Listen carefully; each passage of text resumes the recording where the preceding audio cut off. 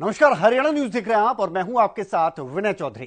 दिन भर आप सैकड़ों खबरें देखते हैं, उनसे रूबरू होते हैं और इन्हीं खबरों में से कुछ खबरें ऐसी होती हैं जो दिन भर सुर्खियां बनती हैं और इसी तरह की सुर्खियों वाली खबरों को लेकर हम हाजिर हैं इस खास शो खबर गरम में है।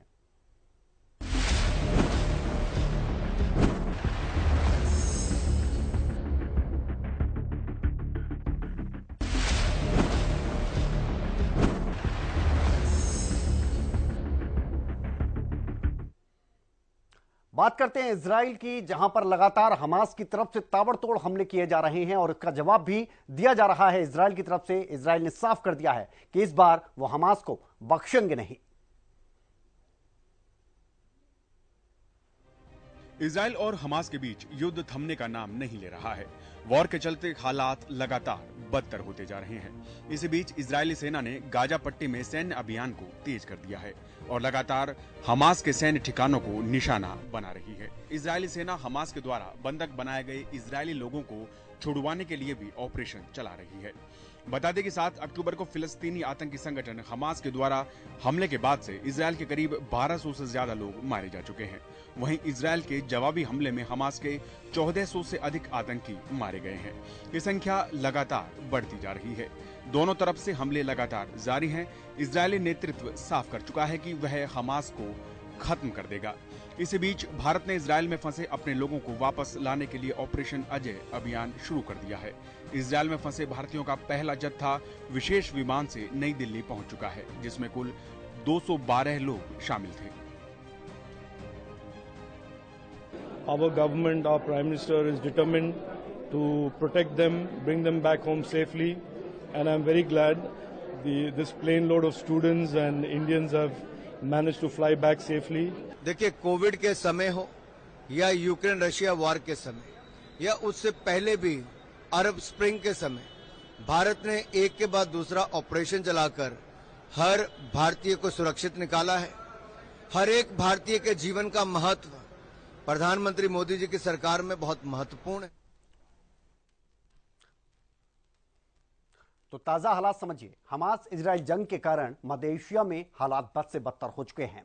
इस जंग की आंच अब धीरे धीरे दुनिया के दूसरे हिस्सों तक भी पहुंच चुकी है।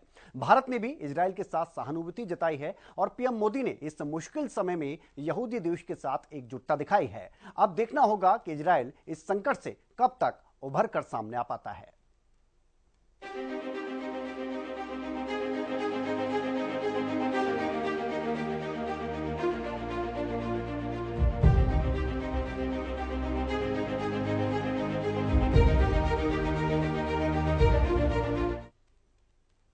और G20 की तरह दिल्ली में P20 का भी सम्मेलन किया गया। इसमें प्रधानमंत्री नरेंद्र मोदी ने एक खास संदेश दिया है।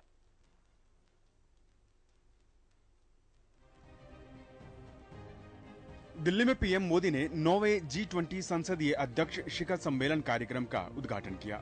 इस दौरान पीएम मोदी ने कहा कि यह शांति और भाईचारे का समय है, साथ मिलकर चलने का समय है। यह समय सबके विकास और कल्याण का है। भारत की G20 अध्यक्षता की थीम के अनुरूप 9वें P20 शिखर सम्मेलन का विषय एक पृथ्वी, एक परिवार, एक भविष्य के लिए संसद है। इस कार्यक्रम में G20 सदस्यों और आमंत्रित देशों की संसदों के अध्यक्ष भाग ले रहे हैं। अफ्रीकी संघ के G20 का सदस्य बनने के बाद पैन अफ्रीकी संसद पहली बार P20 शिखर सम्मेलन में भाग ले रही है। वहीं कनाडा 9वें G20 संसदीय अध्यक्ष शिखर सम्मेलन और संसदीय मंच कार्यक्रम सूची में शामिल नहीं है। लोकसभा अध्यक्ष ओम बिरला ने सम्मेलन में प्रतिनिधियों का स्वागत किया।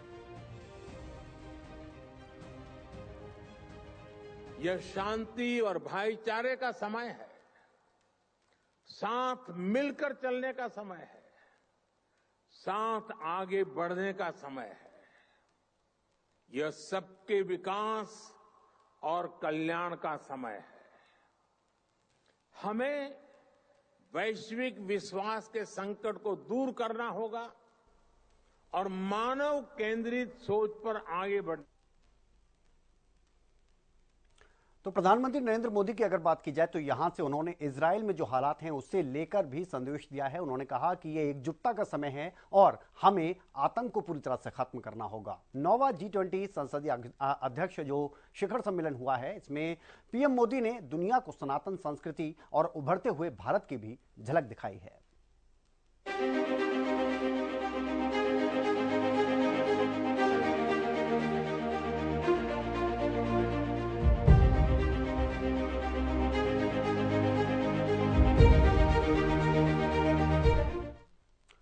अगली खबर आपको बता दें मध्य प्रदेश की है, जहां पर जल्द ही चुनाव होने वाले हैं और ऐसे में तमाम पार्टियों की तरफ से मंथन किया जा रहा है। कांग्रेस की तरफ से भी दिल्ली में मध्य प्रदेश चुनाव को लेकर मंथन किया गया।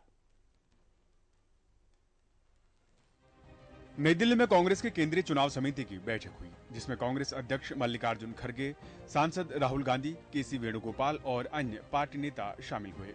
बैठक में मध्य प्रदेश विधानसभा चुनाव के टिकट वितरण को लेकर चर्चा हुई। लगभग 60 सीटों पर चर्चा करिए, फिर से मीटिंग होगी हमारी। अभी हमारी स्क्रीनिंग कमेटी इसके बाद फौरन है, जो हमारी प्रदेश की स्क्रीनिंग कमेटी है, उसके बाद फिर से हम लोग चर्चा करेंगे, तभी लिस्ट फाइनल करेंगे। हम श्राद्ध के बाद अपनी लिस्ट अनाउंस करेंगे। पहले नवरात्रि पर पहली लिस्ट जारी होगी। कांग्रेस में नवरात्रि के पहले दिन प्रत्याशियों की पहली सूची जारी की जाएगी। अब देखना होगा कि कांग्रेस किस टिकटार्थी पर अपना भरोसा जताती है और किन किन नेताओं का टिकट कटता है। तो इस खबर के पीछे की कहानी समझिए। प्रत्याशियों की सूची जारी करना किसी भी पार्टी के लिए बड़ी चुनौती होता है और लगातार कांग्रेस पर यह सवाल उठ रहे थे कि आखिरकार राजस्थान और मध्य प्रदेश को लेकर यह सूची कब सामने आएगी, क्योंकि बीजेपी की अगर बात की जाए तो बीजेपी की तरफ से पहली सूची जारी कर दी गई है। मध्य प्रदेश को लेकर कांग्रेस की तरफ से लगातार मंथन किया जा रहा है और अब यह देखना होगा कि किन लोगों पर आलाकमान भरोसा जताता है और किस किस दावेदार का टिकट कटता है।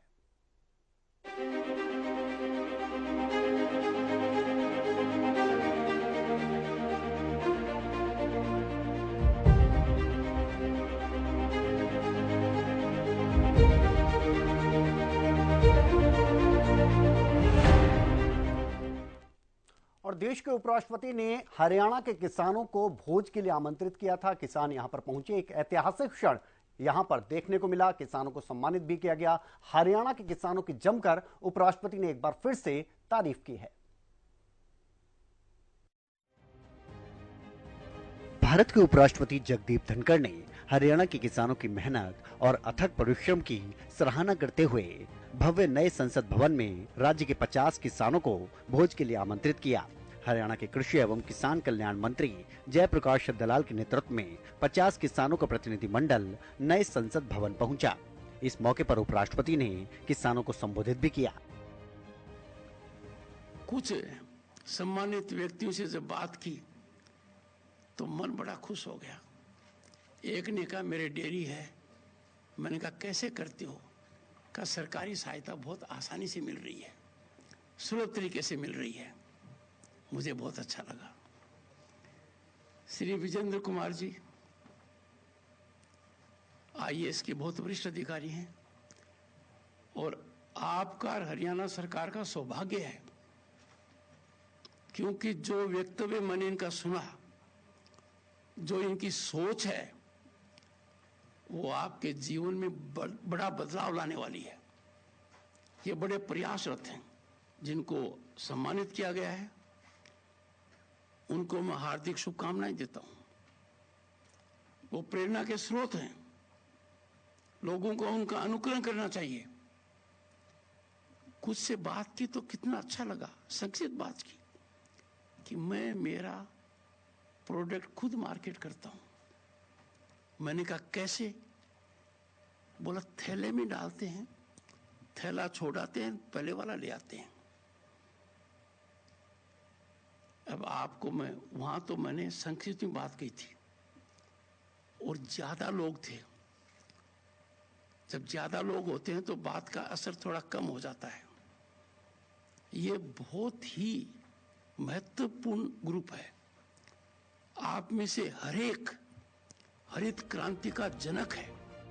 हरियाणा के किसानों के लिए ये एक अभूतपूर्व क्षण रहा। भोज के दौरान हरियाणा की कृषि विरासत का एक अनोखा उत्सव भी देखने को मिला। उपराष्ट्रपति से मिले सम्मान से किसान भी गदगद नजर आए।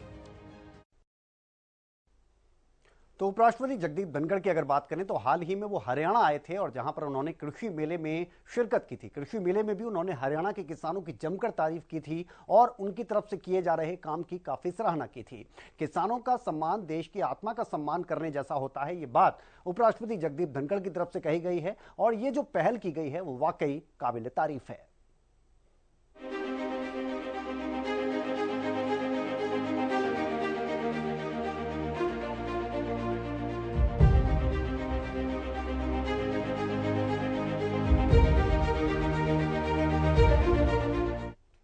और आम आदमी पार्टी के सांसद संजय सिंह की मुश्किलें कम होने का नाम नहीं ले रही। एक बार फिर से उनकी कोर्ट में पेशी हुई, न्यायिक हिरासत में उनको भेज दिया गया है। उधर उन्होंने हाईकोर्ट का दरवाजा खटखटाया है। दिल्ली आबकारी नीति से जुड़े मनी लॉन्ड्रिंग केस में आम आदमी पार्टी के राज्यसभा सांसद संजय सिंह को 27 अक्टूबर तक न्यायिक हिरासत में कोर्ट ने भेज दिया है। हिरासत पर सुनवाई के दौरान सिंह के शुगर पेशेंट होने के कारण दवाइयों के लिए अलग से एक एप्लीकेशन फाइल की गई। कोर्ट ने 10 अक्टूबर को दिल्ली शराब नीति मामले में गिरफ्तार संजय सिंह की ईडी की हिरासत 13 अक्टूबर तक बढ़ा दी थी। हिरासत का समय खत्म होने पर उन्हें फिर कोर्ट में पेश किया गया। दरअसल ईडी ने आरोप लगाया है कि दिल्ली आबकारी नीति में अनियमितताएं की गई हैं। वहीं पूरे मामले में संजय सिंह ने अपनी गिरफ्तारी के खिलाफ दिल्ली हाईकोर्ट का दरवाजा खटखटाया है। सिंह के वकील ने मुख्य जस्टिस सतीश चंद्र शर्मा और न्यायमूर्ति संजीव नरूला की पीठ से तुरंत सुनवाई का अनुरोध करते हुए कहा कि ईडी ने उन्हें गिरफ्तारी का उचित आधार नहीं बताया है।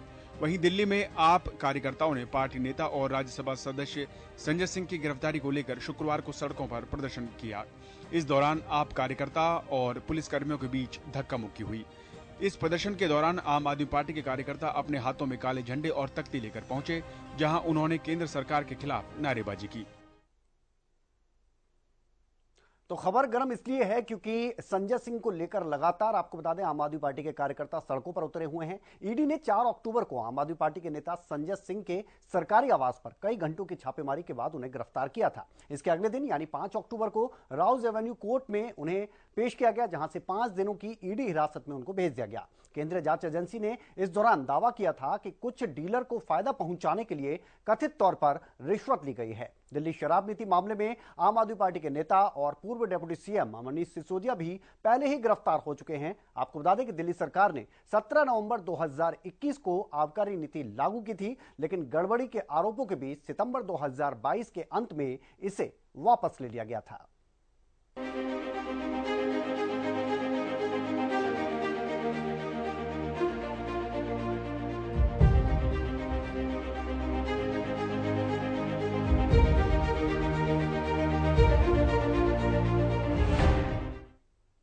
और जब से सुप्रीम कोर्ट ने पंजाब सरकार को एसवाईएल के मुद्दे पर फटकार लगाई है, तब से राजनीति गर्मा गई है। लगातार हरियाणा के तमाम नेता, चाहे वो मुख्यमंत्री मनोहर लाल हो या अन्य मंत्री हो या इसके अलावा विपक्ष की भी आप बात करेंगे, वो पंजाब सरकार पर हमलावर है।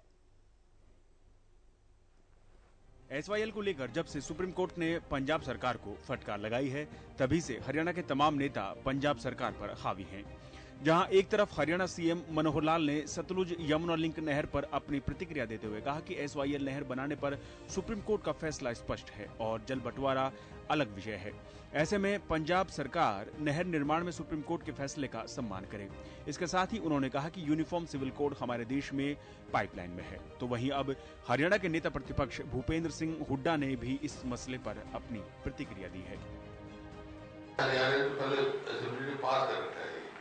लेकिन मुख्यमंत्री जी को और पार्टी मीटिंग होना चाहिए और इस बात पर चर्चा करनी चाहिए और दिल्ली में दबाव देना चाहिए कि इसको जो सुप्रीम कोर्ट का आदेश जो फाइनल के डेट कर चुका है उसके ऊपर, उसके लिए हम तैयार है।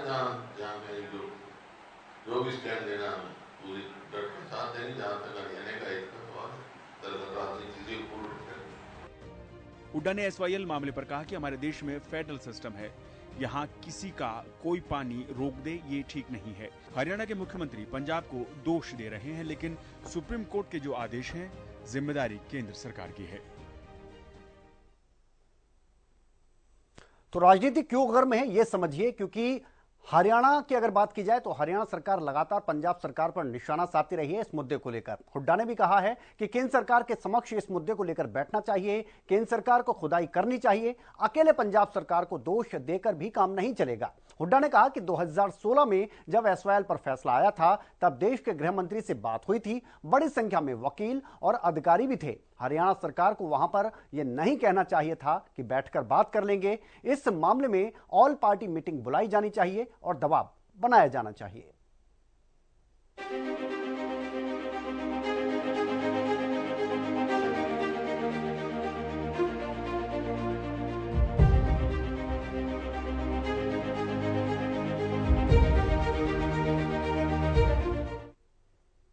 और 16 अक्टूबर को मुख्यमंत्री मनोहर लाल की अगर बात की जाए तो वो कैथल पहुंचेंगे। यहां पर वो कैथल वासियों को सौगात देंगे और साथ ही लोगों की समस्याओं को भी दूर करते नजर आएंगे।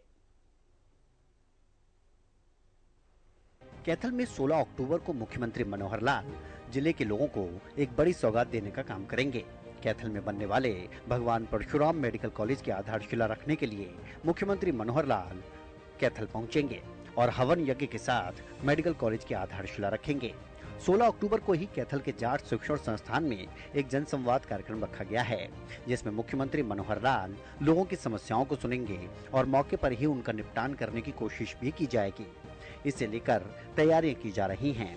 16 अक्टूबर को मुख्यमंत्री मनोहर लाल एक तरफ तो भगवान परशुराम मेडिकल कॉलेज की आधारशिला रखेंगे तो दूसरी तरफ कैथल में 2 जगह मुख्यमंत्री का जनसंवाद कार्यक्रम भी आयोजित किया गया है। पहले जनसंवाद कार्यक्रम की अगर बात करें तो गांव सपली खेड़ा में मुख्यमंत्री मनोहर लाल लोगों की समस्याओं को सुनते नजर आएंगे और यहीं पर मेडिकल कॉलेज की आधारशिला रखी जाएगी। इसके अलावा दूसरा जनसंवाद कार्यक्रम जाट स्कूल के ग्राउंड में आयोजित किया गया है। कुल मिलाकर मुख्यमंत्री मनोहर लाल के इस दौरे को लेकर तैयारियां जोरों पर हैं और सुरक्षा के इंतजाम भी पूरे किए जा रहे हैं। तो परशुराम मेडिकल कॉलेज की अगर बात की जाए तो बेसमेंट और ग्राउंड फ्लोर के साथ 7 मंजिला इमारत बनेगी, जिसमें मेडिकल कॉलेज और एक बड़ा अस्पताल भी बनेगा। मेडिकल कॉलेज बनने से यहां के छात्रों को मेडिकल लाइन में आगे बढ़ने का मौका मिलेगा और साथ ही आसपास के लोगों को भी बेहतर इलाज मिल पाएगा।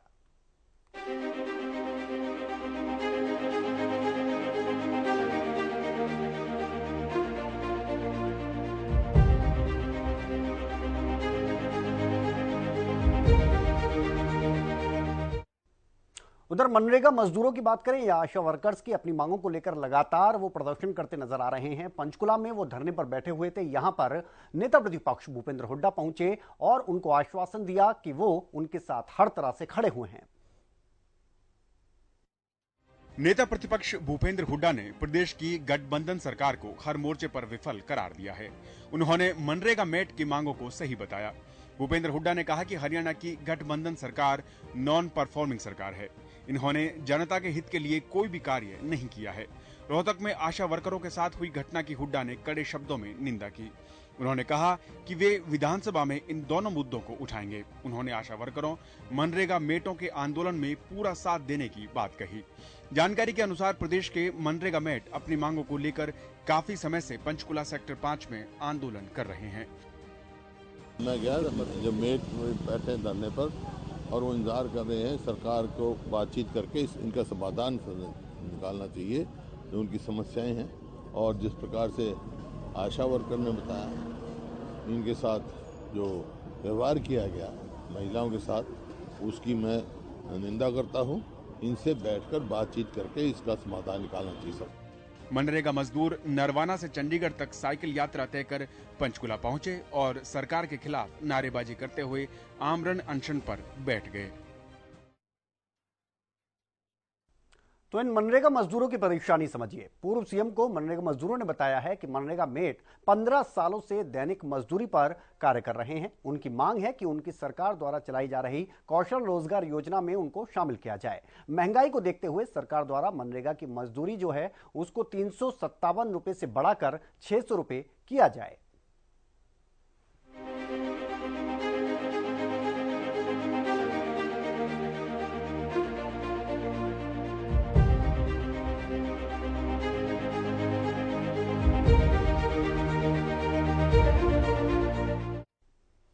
और अब बात करते हैं सोनीपत की। यहां पर आवो हवा लगातार खराब होती जा रही है और इसकी वजह है कि लगातार नियमों की धज्जियां उड़ाई जा रही हैं।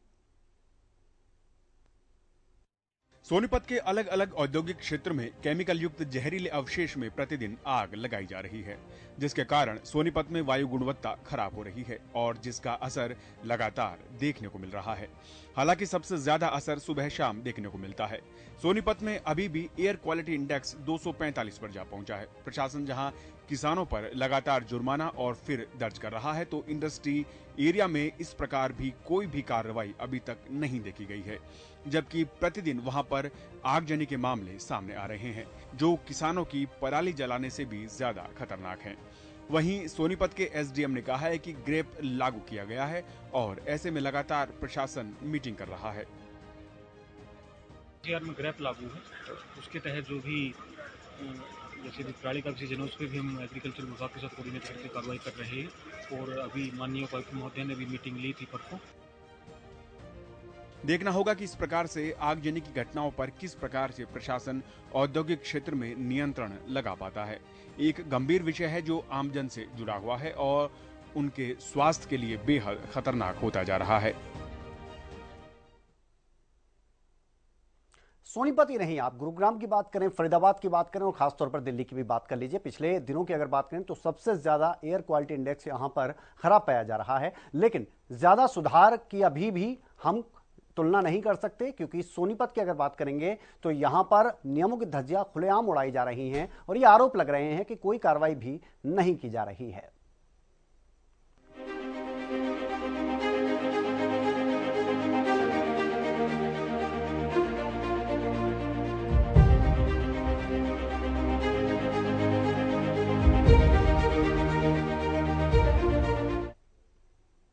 और अब बात करते हैं क्रिकेट के महाकुंभ की, क्योंकि यह खबर सबसे ज्यादा गर्म है और सुर्खियों में है। आपको बता दें कि विश्व कप 2023 का सबसे हाई वोल्टेज मुकाबला कल होने जा रहा है। भारत और पाकिस्तान की टीमें आमने सामने होंगी। सिक्योरिटी के नजरिए से देखें तो पूरे अहमदाबाद में सिक्योरिटी हाई अलर्ट पर है।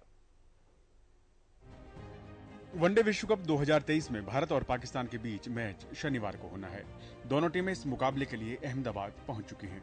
भारत और पाकिस्तान के बीच होने वाले मैच को देखने के लिए लाखों दर्शक अहमदाबाद पहुंचेंगे। अहमदाबाद के नरेंद्र मोदी स्टेडियम में 1,30,000 दर्शक एक साथ मैच देख सकते हैं। इस मैच के सारे टिकट बिक चुके हैं। ऐसे में 14 अक्टूबर को अहमदाबाद में फैंस का जमावड़ा लगने वाला है। इसके लिए पुलिस और प्रशासन ने खास तैयारी की है।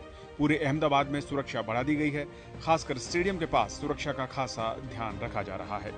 हजारों की संख्या में सुरक्षाकर्मी तैनात किए गए हैं। एक मीडिया रिपोर्ट के अनुसार सुरक्षा एजेंसियों के 11,000 से ज्यादा जवान स्टेडियम और शहर के खास हिस्सों की सुरक्षा के लिए तैनात किए गए हैं। किसी भी परेशानी से निपटने के लिए counter terror force, national security guard, rapid action force, home guard और गुजरात पुलिस के जवानों की तैनाती की गई है। इस मैच के दिन अहमदाबाद में 7,000 से ज्यादा पुलिसकर्मी और 4,000 होमगार्ड जवान तैनात होंगे। नेशनल सिक्योरिटी गार्ड की 3 टीम और 1 एंटी ड्रोन टीम भी मौके पर होगी। स्टेडियम के पास का इलाका पहले ही एंटी ड्रोन जोन घोषित किया जा चुका है।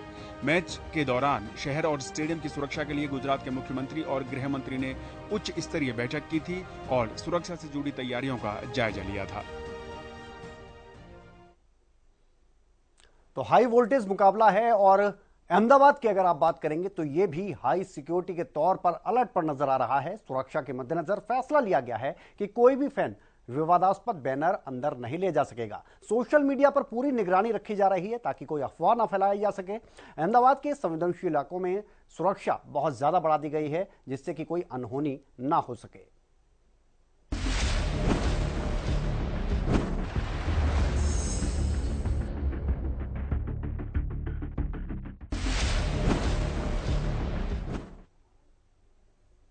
तो ये वो तमाम खबरें रही जो आज सुर्खियों में आपको नजर आई। इनको डिटेल में समझाने की हमने इस खास प्रोग्राम के जरिए आपको कोशिश की। फिलहाल इस खास प्रोग्राम में इतना ही। आप बने रहिए हरियाणा न्यूज के साथ। नमस्कार।